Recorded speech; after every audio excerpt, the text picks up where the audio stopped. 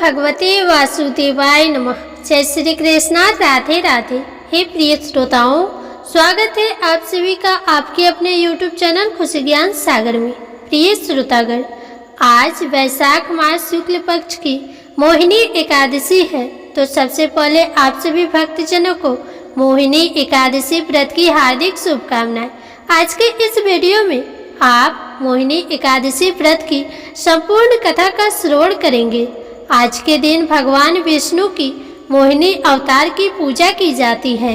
पौराणिक मान्यता के अनुसार समुद्र मंथन के दौरान अमृत का एक कलश निकला था, जिसे दानवों से बचाने के लिए श्री हरि विष्णु जी ने मोहिनी रूप धारण किया था।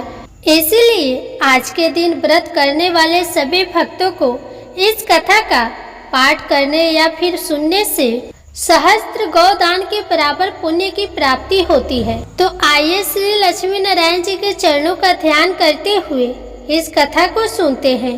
बोलिए श्री गणेश भगवान की जय। एक समय धर्मराज युधिष्ठिर ने हाथ जोड़कर भगवान श्री कृष्ण से कहा कि हे भगवान, वैशाख मास शुक्ल पक्ष में आने वाली एकादशी का क्या नाम है और उसको करने से किस फल की प्राप्ति होती है तथा उसकी विधि क्या है। हे प्रभु, यह सब आप मुझसे विस्तार पूर्वक कहिए।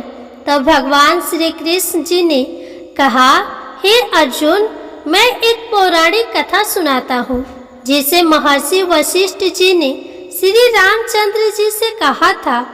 उसे मैं तुमसे कहता हूँ, उसे ध्यान पूर्वक श्रवण करो।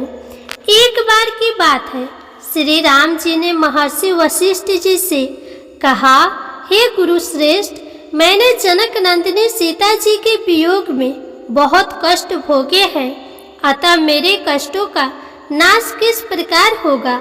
आप मुझे कोई ऐसा व्रत बतलाने की कृपा करें जिससे मेरे सभी पाप और कष्ट नष्ट हो जाए। तब महर्षि वशिष्ठ जी ने कहा, श्री राम, आपने बहुत उत्तम प्रश्न किया है। आपकी बुद्धि अत्यंत कुशाग्र और पवित्र है। आपके नाम के स्मरण मात्र से ही मनुष्य पवित्र हो जाता है।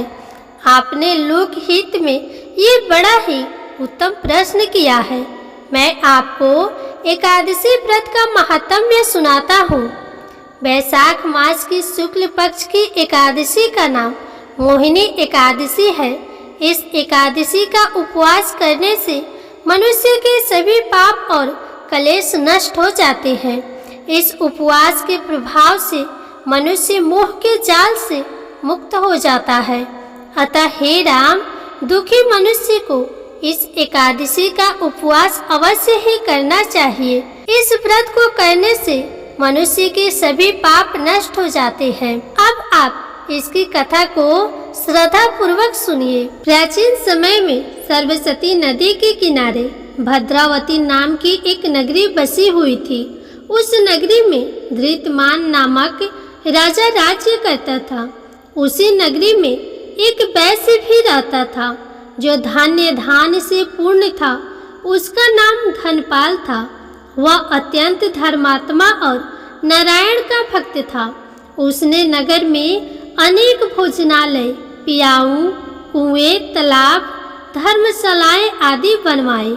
सड़कों के किनारे अनेकों प्रकार के वृक्ष लगवाए, जिससे पथिकों को सुख मिले। उस वैश्य के 5 पुत्र थे, जिसमें बड़ा पुत्र अत्यंत पापी व दुष्ट था। वह वैश्यों और दुष्टों की संगति करता था। इससे जो समय बचता था, उससे वह जुआ खेलने में व्यतीत करता था। वह बड़ा ही उद्यम था और देवता पितृ आदि किसी को भी नहीं मानता था। अपने पिता का अधिकांश धन वह बुरे कर्मों में ही उड़ाया करता था। मद्यपान तथा मांस का भक्षण करना उसका रोज का कर्म था। जब काफी समझाने बुझाने पर भी वह सीधे रास्ते पर नहीं आया, तो दुखी होकर उसके पिता, भाइयों तथा कुटुंबियों ने उसे घर से निकाल दिया और उसकी निंदा करने लगे। घर से निकलने के बाद वह अपने आभूषणों तथा वस्त्रों को बेच बेच कर अपना गुजारा करने लगा। धन नष्ट हो जाने पर वेश्याओं तथा दुष्ट साथियों ने भी उसका साथ छोड़ दिया। जब वह भूख प्यास से व्यथित हो गया तब वह चोरी करने का विचार किया और रात्रि में चोरी करके अपना पेट पालने लगा।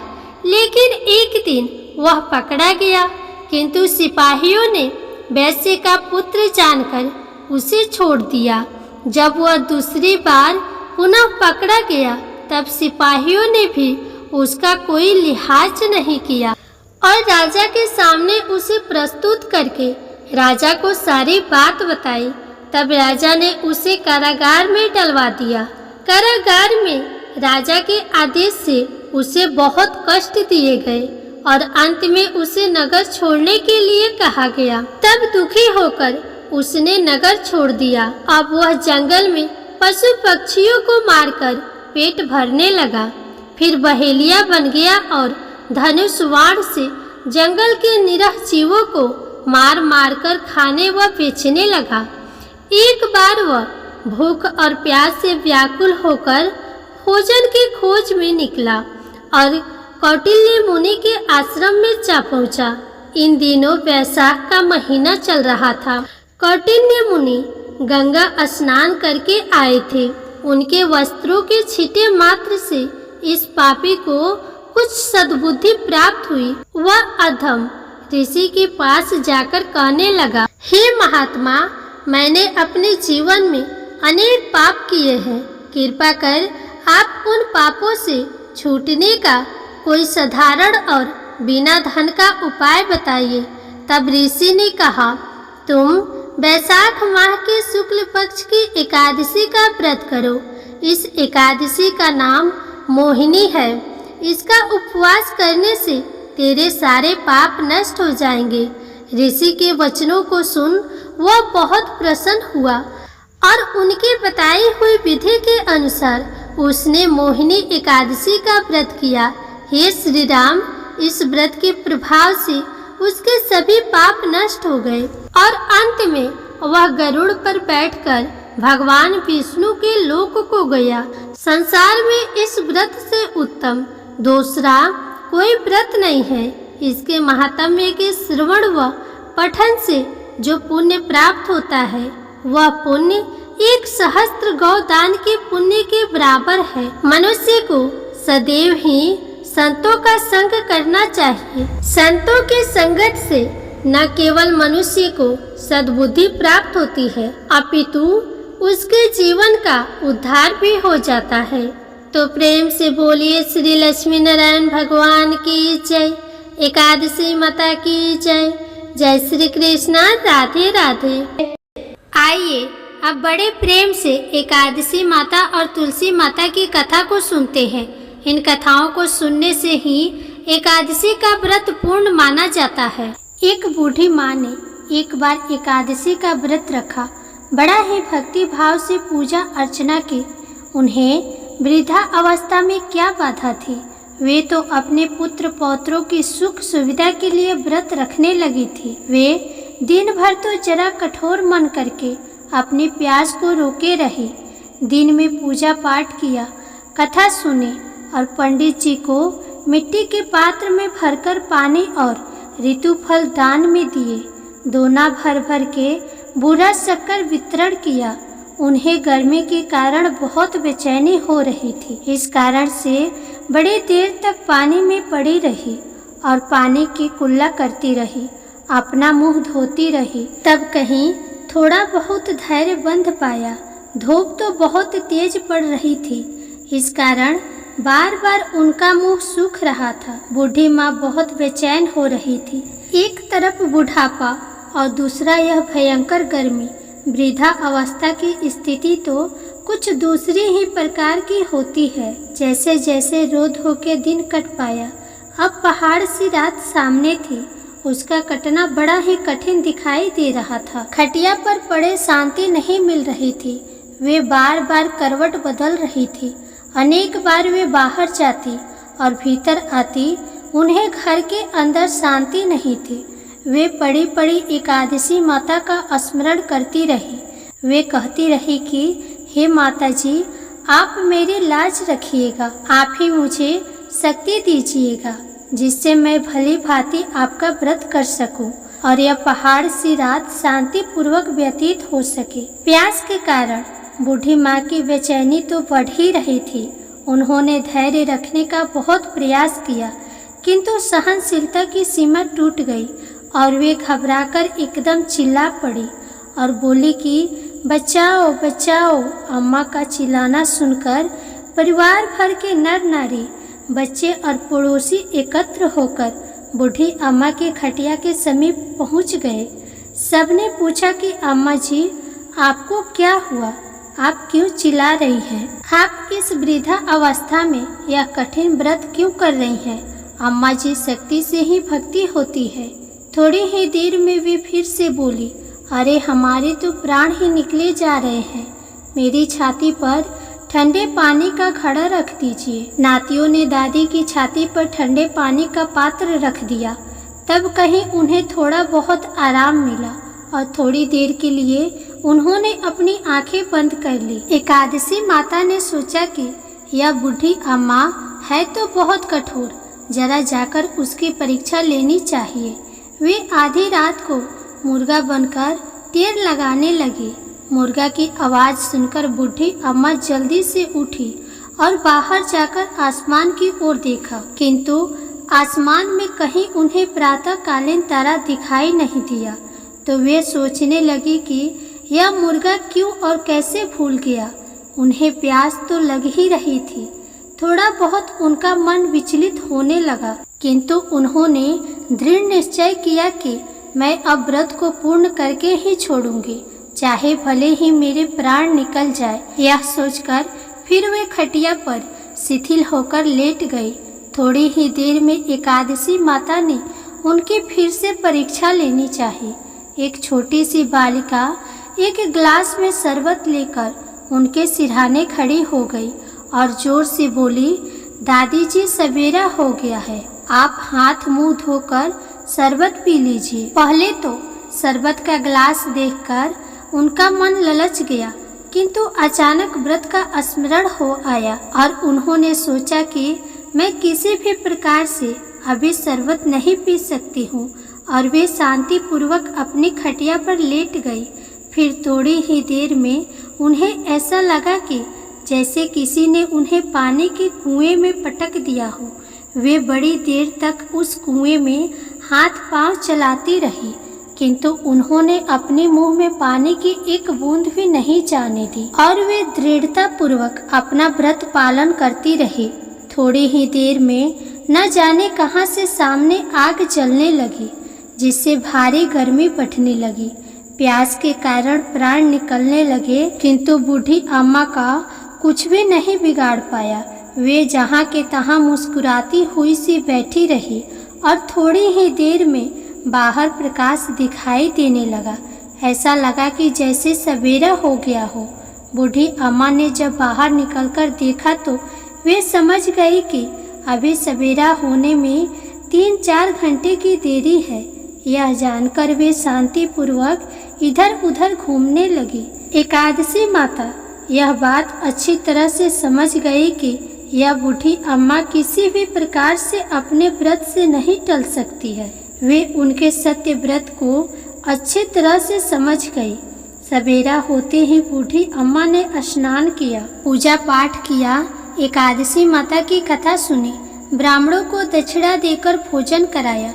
तब कहीं उन्होंने जल ग्रहण किया। कन्याओं को भोजन कराने के बाद अम्मा ने स्वयं भोजन किया। उस श्रेष्ठ व्रत के प्रताप से बूढ़ी अम्मा की आयु में वृद्धि हो गई। उनका घर परिवार हरा भरा हो गया। घर में अब उनके कोई अभाव न रहा। वे हर तरह से सुख साधनों से संपन्न हो गए। नात नतनी से उनका घर भर गया और वे उसी दिन से 12 महीनों का एकादशी का व्रत करने लगी। एकादशी माता के व्रत के प्रताप से इस संसार में हर प्रकार के सुख भोग कर वे अंत में बैकुंठ धाम को चली गई। जैसे एकादशी माता ने बुढ़िया माता और उनके परिवार को हरा भरा किया, वैसे ही एकादशी माता हम सभी की मनोकामनाओं को पूर्ण करे। प्रेम से बोलिए एकादशी माता की जय। अब बड़े ही प्रेम से तुलसी माता की कथा को सुनते हैं। इन कथाओं को सुनने से ही एकादशी का व्रत पूर्ण माना जाता है। एक बार एक गांव में एक बहुत ही बुजुर्ग महिला रहती थी। वह बहुत ही पूजा पाठ किया करती थी। वह रोज तुलसी माँ की पूजा करती थी और वह बुजुर्ग महिला रोज तुलसी माता से कहती, हे तुलसी माँ, तुम मुझे बहू दे, पीताम्बर की धोती दे, मीठा मीठा घास दे, बैकुंठ में वास दे, चटक की चाल दे, पटक की मौत दे, चंदन का काठ दे, रानी सा राज दे, दाल भात का भोजन दे, ग्यारस की मौत दे और कृष्ण जी का कंधा दे। वह बुजुर्ग महिला हर महीने में तुलसी माता की पूजा करती और उनके बिरले को रोज सींचती। तुलसी माता बुजुर्ग महिला की बात सुनकर धीरे धीरे सूखने लगी। तभी भगवान श्री कृष्ण जी ने देखा कि तुलसी माता सूख रही है और तभी एक दिन भगवान श्री कृष्ण तुलसी माता जी के पास प्रकट हुए और भगवान श्री कृष्ण जी ने तुलसी माता से पूछा, तुम क्यों सूख रही हो? सभी महिलाएं तुम्हारी पूजा करती है और तुमको रोज सींचती है, लेकिन फिर भी तुम रोज सूखती जा रही हो। इसका कारण क्या है? जिसके बाद तुलसी माता ने भगवान श्री कृष्ण जी से कहा कि हे प्रभु, एक बुजुर्ग महिला मेरे पास रोज आती है और रोज एक ही बात बोलती है, हे तुलसी माता, सबकी दाता, मैं तेरा बिरला सींचती हूँ, तुम मुझे बहू दे, पीताम्बर की धोती दे, मीठा मीठा घास दे, बैकुंठ में वास दे, चटक की चाल दे, पटक की मौत दे, चंदन का काठ दे, रानी सा राज दे, दाल भात का भोजन दे, ग्यारस की मौत दे और कृष्ण जी का कंधा दे। मैं उस बुजुर्ग महिला की सारी मनोकामनाएं पूरी कर सकती हूँ, लेकिन उसकी एक मनोकामना पूरी नहीं कर सकती। मैं कृष्ण जी का कंधा कहाँ से दूंगी? भगवान श्री कृष्ण जी तुलसी माता की बात सुनकर जोर जोर से हंसने लगे और फिर भगवान श्री कृष्ण जी ने तुलसी माता जी से कहा कि तुम चिंता मत करो, जब वह बुजुर्ग महिला की मृत्यु होगी तब मैं मौके पर आकर उसे कंधा दे दूंगा। अब जब वह बुजुर्ग महिला पूजा करने आए तो कह देना कि तुम्हें सब कुछ मिल जाएगा। कुछ दिनों बाद वह वृद्ध महिला ठोकर खाकर रास्ते में गिरकर मर गई। पूरे गांव के सभी लोग आए और उस महिला को सभी लोग धर्मात्मा मानते थे। उसको तुलसी जी की टोकरी कहते थे। उसके परिवार में कोई भी नहीं था, इसलिए गांव वालों ने ही उसके अंतिम संस्कार करने की योजना बनाई और उसे नहलाकर जब बैकुंठी पर बैठाने के लिए उसे उठाने लगे तो उसके मृत शरीर इतना भारी हो गया था कि उसे कोई उठा नहीं पाया। यह सब देखकर वहाँ के सभी लोग तरह तरह की बातें करने लगे और कहने लगे कि यह इतना पूजा पाठ करती थी, हर समय माला फेरती थी, इसलिए यह इतनी भारी हो गई है। वहीं पूरी गांव में चर्चा होने लगी कि डोकरी माई कोई भक्ति नहीं करती थी, यह छल कपट करती थी। हम जिसे धर्मात्मा समझते थे वह पापी है, जो कि किसी से भी नहीं उठ पा रही है। यह इसके कर्मों की सजा है। इधर भगवान ने सोचा कि मेरे भक्त की निंदा हो रही है, इसलिए भगवान ने बूढ़े ब्राह्मण का वेश धारण करके वहां पर आए और वहां पर एकत्रित लोगों से पूछने लगे कि यहाँ पर इतनी भीड़ क्यों लगी है, जिसे लोग कहने लगे कि यहाँ पर डोकरी माई मर गई है और पाप इतना था कि जिससे यह उठ नहीं पा रही है। सब उठा उठाकर थक गए। तब ब्राह्मण ने कहा, मुझे एक बार डोकरी के कानों में कहने दो, फिर वह देखो कैसे उठती है। तो सभी लोगों ने कहा कि आप भी प्रयास करके देख लीजिए। तब भगवान ने उस वृद्ध महिला के कानों में कहा कि हे डोकरी माई, देखो मैं आ गया। और जो डोकरी पूजा करते समय शब्द कहती थी, वह शब्द उसके कानों में कहने लगे, तू बिरला सिचू तेरा, मैं करूँ निस्तारा मेरा। डोकरी माई बहू ले, बेटी ले, पोता ले, लड्डू ले, पीताम्बर की धोती ले, गहना ले, घी का घड़ा ले, मीठा मीठा खीर और पूड़ी ले, दाल भात का भोजन ले, धन दौलत ले, रानी सा राज ले, तुलसी जी का पत्ता ले, मुंह में गंगा जल ले, 11 को दिल ले, चंदन का दाग ले, कृष्ण जी का कंधा ले। इतना सुनते ही डोकरी हल्की हो गई। भगवान ने बोला, आओ और इसको उठाओ। भगवान ने हाथ लगाया और डोकरी माई उठ गई। सबको बड़ा आश्चर्य हुआ। उसे खूब धूमधाम से ले जाया गया। भगवान उसे अपने कंधे पर ले गए। पूरे गांव में उसकी चर्चा होने लगी, जिससे उसको मुक्ति मिल गई और वह वैकुंठ में चली गई। सभी लोग देखते रह गए। सभी लोगों ने देखा कि शमशान घाट तक तो ब्राह्मण साथ ही आया था, लेकिन अब वह दिखाई नहीं दे रहा है। इससे लोगों को समझ में आ गया कि वह कोई और नहीं, स्वयं भगवान ही बूढ़े ब्राह्मण के रूप में आए थे। बोलिए श्री तुलसी शालिग्राम की जय। बोलिए श्री लक्ष्मी नारायण भगवान की जय। बोलिए श्री राधा कृष्ण भगवान की जय। आइए अब एकादशी व्रत को पूर्ण करने वाले गणेश भगवान की कथा को सुनते हैं। एक समय की बात है, एक बुढ़िया माई अपने परिवार के साथ रहती थी। बुढ़िया माई विष्णु भगवान की परम भक्त थी। वह हमेशा दोनों पक्षों की एकादशी का व्रत करती थी और कथा सुनती थी। उन्होंने कभी भी व्रत में गणेश भगवान की कथा न कही न सुनी, जिस कारण उनका व्रत अधूरा रह गया। परंतु बुढ़िया माई इस बात से अनजान थी। उनको लगता था कि वह तो पूरा व्रत कर रही है और उनके व्रत के पुण्य से उनको वैकुंठ लोक की प्राप्ति अवश्य होगी। देखते ही देखते बुढ़िया माई की मृत्यु हो गई। उन्हें लेने यमलोक के दूत आए। वह देखकर घबरा गई और बोली, मैंने जीवन भर विष्णु भगवान की भक्ति श्रद्धा भाव से किया, एकादशी का व्रत किया, मुझे तो लेने वैकुंठ लोक का विमान आएगा, मैं आपके साथ नहीं चलूंगी। इतना कहकर बुढ़िया माई रोने लगी और विष्णु भगवान को पुकारने लगी। विष्णु भगवान गरुड़ पर सवार होकर बुढ़िया माई के पास आए और बोले, बुढ़िया माई, तूने तो पूरी श्रद्धा से व्रत किया, परंतु तुमने व्रत में कभी भी गणेश भगवान की कथा न कही न सुनी, जिस कारण तेरा व्रत अधूरा रह गया। बुढ़िया माई विष्णु भगवान से जीवन दान मांगने लगी ताकि वह एकादशी का व्रत करके उसका पूरा पुण्य प्राप्त कर सके। इस प्रकार बुढ़िया माई को विष्णु भगवान ने 2 साल के लिए फिर से जीवित कर दिया। अब बुढ़िया माई जीवित होते ही गणेश भगवान का नित्य नियम निभाना चालू कर दिया। अब जब भी एकादशी का व्रत करती तो सबसे पहले एकादशी व्रत की कथा सुनती, फिर अंत में गणेश भगवान की कथा सुनने लगी। गणेश भगवान की कृपा से एकादशी का पूरा पुण्य बुढ़िया माई को प्राप्त हुआ।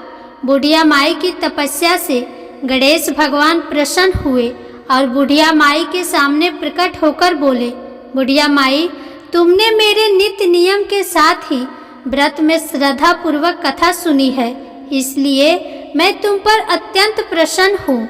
मैं तुम्हें आशीर्वाद देता हूँ कि जब तक यह पृथ्वी रहेगी तब तक तुम्हारी इस तपस्या का गुणगान लोग करते रहेंगे। साथ ही एकादशी व्रत में तुम्हारी इस भक्ति की कथा को जो भी मनुष्य प्रेम पूर्वक सुनेगा, उसको व्रत का संपूर्ण फल प्राप्त होगा। गणेश भगवान बुढ़िया माई पर प्रसन्न होकर बुढ़िया माई का घर अन्न धन से भर दिया। साथ ही रिद्धि सिद्धि का आवास करके अंतर ध्यान हो गए। 2 साल बीतने पर बुढ़िया माई की मृत्यु हुई। इस बार उन्हें लेने वैकुंठ लोक का विमान आया। बुढ़िया माई को पूरे मान सम्मान के साथ वैकुंठ लोक ले जाया गया। इस गणेश भगवान की कृपा से बुढ़िया माई का घर अन्न धन से भर गया और मरने के बाद वैकुंठ धाम का वास मिला। हे गणेश जी महाराज, जैसे आपने बुढ़िया माई पर प्रसन्न हुए, बुढ़िया माई के व्रत को पूर्ण किया, उसके घर को अन्न धन से भर दिया, वैसे ही एकादशी व्रत करने वालों को भी पूरा फल देकर उनका घर अन्न धन से भर देना। प्रेम से बोलिए गणेश भगवान की जय। आप सुनिए लपसी और तपसी की कहानी। एक लपसी था, एक तपसी था। तपसी हमेशा भगवान की तपस्या करता था, लेकिन उसे चोरी करने की आदत थी। लपसी हमेशा सवा सेर की लपसी बनाता और सबसे पहले भगवान को भोग लगाता, उसके बाद में स्वयं भोजन करता। दोनों भाइयों का यही नियम था। एक दिन किसी बात को लेकर दोनों भाइयों में कहा सुनी हो गई। तपसी कहने लगा कि मैं रोजाना भगवान की तपस्या करता हूँ, इसीलिए मैं बड़ा हूँ। तो लपसी बोला कि मैं रोज भगवान को सवा सेर का लपसी का भोग लगाता हूँ, इसीलिए मैं बड़ा हूँ। ऐसा कहते हुए दोनों जोर जोर से लड़ने लगे। तभी वहाँ से नारद जी गुजर रहे थे। दोनों को लड़ता हुआ देखकर वहाँ आए और उनसे पूछा कि तुम दोनों लड़ क्यों रहे हो। तो दोनों ने अपने आप को बड़ा बताया और साथ में बड़ा होने का कारण भी बताया। तो नारद जी बोले कि इसका फैसला मैं कर दूंगा, कल आकर बता दूंगा कि कौन बड़ा है। दूसरे दिन लपसी और तपसी नहाकर अपने रोज की भक्ति करने आए। तो नारद जी ने छुपकर 1.25 करोड़ की एक एक अंगूठी उन दोनों के आगे रख दी। जैसे ही भक्ति करते हुए तपसी की नज़र उस अंगूठी पर पड़ी तो उसने चुपचाप से उठाई और अपने पैर के नीचे दबा दी। लपसी की नज़र अंगूठी पर पड़ी, लेकिन उसने ध्यान नहीं दिया। उसने पहले भगवान को भोग लगाया और फिर स्वयं भोजन करने के लिए बैठ गया। थोड़ी ही देर बाद नारद जी सामने आए तो दोनों ने पूछा कि अब बताओ हम दोनों में से कौन बड़ा है। तो नारद जी ने तपसी से कहा, तपस्या तो तुम करते हो, इतनी तपस्या करने के बाद भी तुम्हारी चोरी करने की आदत नहीं गई।